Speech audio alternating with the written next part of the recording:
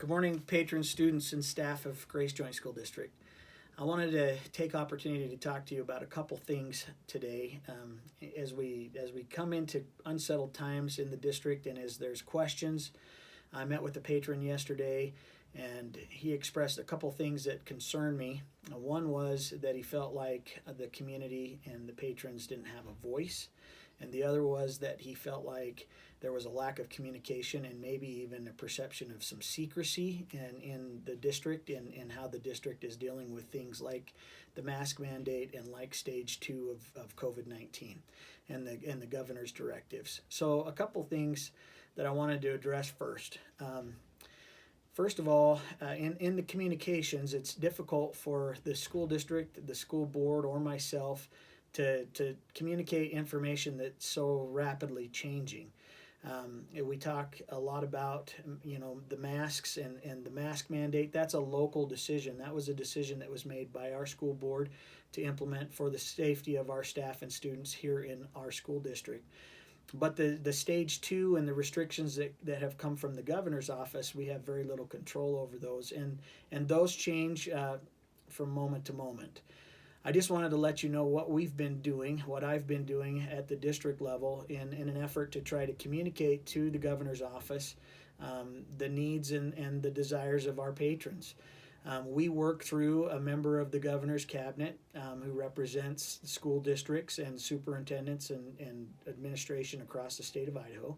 His name is Greg Wilson. We've talked to him specifically about the restrictions that have come under stage 2 of the governor's mandate on COVID-19 restrictions.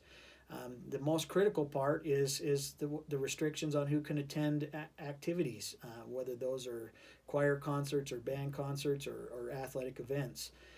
I'm a parent of an athlete. I'm a parent of a student who's involved in band, and as we come into this time of year, it is difficult because we're used to Christmas concerts, we're used to sporting events, and the winter brings us inside, and inside means we start to interact in our schools. So I want you to know that I'm very familiar with the concern. I have a daughter playing tonight, and I'm not going to be able to attend those games. I have a daughter that's going to have a band concert, and I'm not going to be able to be in attendance at that concert. So I recognize how frustrating that is to parents, especially since we've followed these kids since they've been in kindergarten. But we're working through the governor's office because that's where those restrictions are coming. We know that as a school district, we have some control over that. So Mr. Brady and Mr. Draper and myself, as well as the school board, have talked about how we're going to approach it. We're going to approach it much the way the governor has asked us to, in compliance with the restricting attendees to 10. And also in making assignments that hopefully parents can fill those roles while at our home events. As we go to away events, they're restricting outside attendees, and so we're not able to attend. And we also recognize that last night our girls basketball team played at Bear Lake. Tonight our boys basketball team is going to play at Soda Springs, and sometimes the broadcasting doesn't work very well. In Bear Lake last night, I tried to watch the girls play, and it was buffering and on for 10 seconds and it sped up, and then it was no longer available, and I understand that that's very, very frustrating. So I appreciate everyone and your patience right now. One of the things that I really loved about my interaction with the patron that came in to meet with me yesterday is that there wasn't a spirit of contention.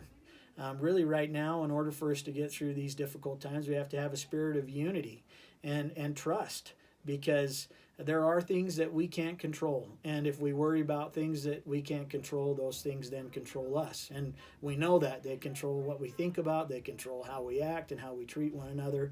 So we just need to make sure that we recognize that everybody's trying to do the best they can and be as patient as we can. Right now, as the president of the IHSAA, I'm conflicted because I'm trying to protect the opportunity to participate for students across the state, and recognizing that different regions are doing things that are drastically different than what we're doing in our region. We know that in the 3rd District, the Boise Valley could shut down all sports, even intramural sports for adults.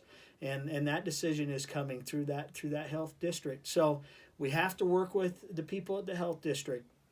But right now, the decisions about restrictions at games, that's coming from the governor's office. So I'm actively trying to work through the governor.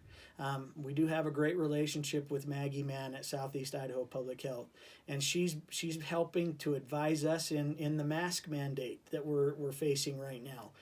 We're going to have a meeting. We'll have two meetings, two board meetings, one tonight and one on Wednesday, the 9th, and we're going to be talking about those issues. And Maggie has been advising us. One of the key things is that your voice is heard. So we've put out a survey on Facebook, on the district Facebook page. That's just a one-question survey, and it's asking about your opinion on masks in schools. That's really, really important, and we would really like and encourage you to go and fill out that one-question survey so we can bring that information to the school board. In the end, what I would hope is that we would recognize that it's just difficult and that things change moment to moment, but that we're not trying to be secretive, and we're not trying to squelch anybody or their ability to have a voice. We would love to hear your voice. I would love to see you come in and talk to me about things that you're concerned about. If we don't have that open communication and dialogue, then we just are left to assumptions, and assumptions are risky at best. So I just want you to know that this is kind of where we're at. It's been a rough stretch, and remember that last spring we had a girls golf team that probably was going to win the state championship. Lindsay Lloyd was probably primed to win her first individual state championship, and all that was taken away. Graduation was taken away. So we realize that there's things that are within our control, and then there's things that are not. And we're working very, very hard to protect our staff and students and to provide them with the education and the opportunities that we've become accustomed to. So just don't hesitate to come in and talk, because I'm more than happy to share with you what we know, because it changes rapidly. I appreciate your support. It's an honor for me to represent this community and to represent the patrons. I'm super proud of the accomplishments that we've made and the opportunity I have to associate with your children. They're wonderful children, and that's evidence of wonderful families. So please, let's work together, and please, let's communicate. Thank you so much for your support.